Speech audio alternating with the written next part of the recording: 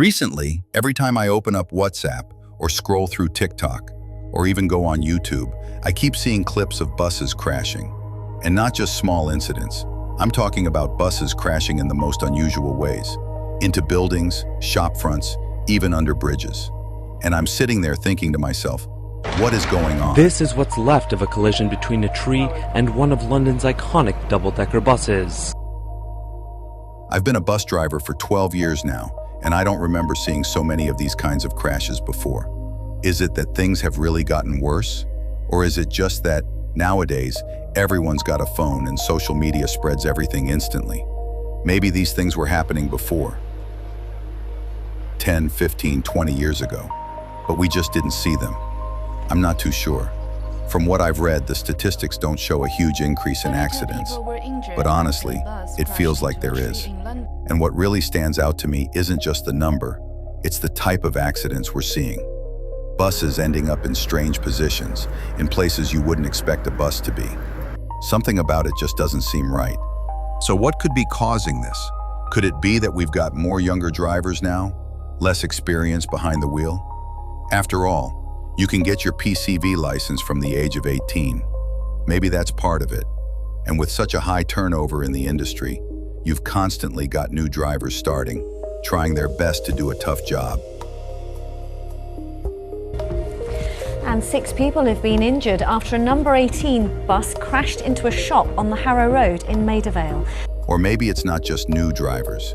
Maybe even experienced drivers, people like me, are struggling sometimes because of fatigue. And that's the big one. Fatigue. The kind that comes from years of shift work, early starts, late finishes, changing duties. The kind that comes from broken sleep and irregular patterns. Police are investigating after a double-decker bus crashed into a house in South London. The bus, travelling between Morden and Brixton, destroyed a fence and hit the building on Streatham Vale late last night. Some weeks, we have 4 or 5 different start times, different finish times, different break times. Your body never really gets used to it.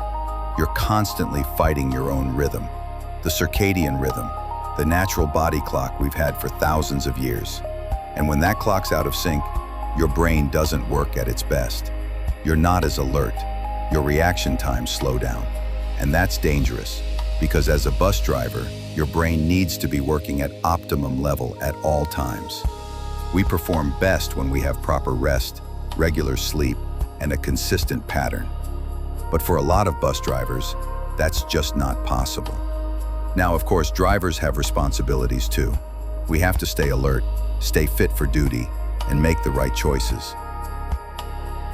9 people have been rushed to hospital after a bus collided with a police van in South London. 6 of the injured were police officers. 1 was trapped inside the van with fire crews working to free them. Unfortunately, we've seen cases where drivers have been caught under the influence, and those incidents have had tragic consequences. So yes, drivers have to be accountable. But at the same time, I think management and Transport for London also need to look deeper at this issue. They should be working on making shift patterns and rotas more human-friendly, more consistent, less disruptive. Because when drivers are constantly running on fatigue, we're putting everyone at risk. The drivers, the passengers, and the public. There have even been accidents linked to mechanical faults. I remember one case years ago with a new Routemaster bus that lost control completely. The driver couldn't stop it. This is a terrifying moment a bus driver loses control of a Routemaster as it accelerates through London streets. The dramatic footage shows the driver panicking and screaming as he struggles to control the bus. It careers through a junction at speeds of 40 miles an hour, then crashes into another vehicle in the heart of Chelsea. So yes, there are many possible factors. Mechanical issues, driver error, fatigue, inexperience, they can all play a part. But I think fatigue is the silent one, the one that creeps in slowly, quietly, and shows itself only when something goes terribly wrong. So maybe what we're seeing online isn't a sudden rise in bus crashes, but a sign of the pressure that today's drivers are under. The long hours, the broken sleep, the constant change, it all adds up. And maybe it's time that the industry takes a closer look at this. Because behind every bus you see on the road, there's a human being doing their best to stay focused and safe, even when their body's crying out for rest. That's something we should all be thinking about. What happened here? Did he not know that it's a low bridge? The driver was trying to go under the bridge with a double-decker bus. What happened? How did that happen? A bus in West London left a wake of devastation after it smashed into a bus shelter. What in a river is going on here? Me woulda like to know what could have caused this. You car lick up in a bus, then car run right in a car and bus in a car. So the driver them now look at them I got them just a press gas. This bike shop owner wasn't expecting a bus to be the next customer through the door. 9 o'clock on Boxing Day, moments after the 118 to Brixton crashed into the front of this home in Streatham Vale.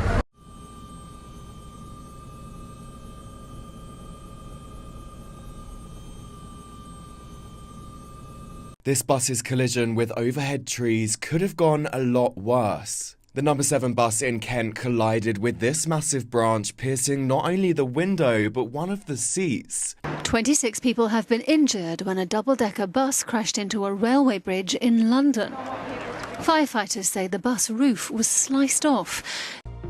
One person has been taken to hospital after a bus crashed into a taxi and then a building in central London. It happened yesterday lunchtime, not far from the Cabinet Office, where Great Peter Street meets Marsham Street. The London Fire Brigade also attended to assess the safety of the building.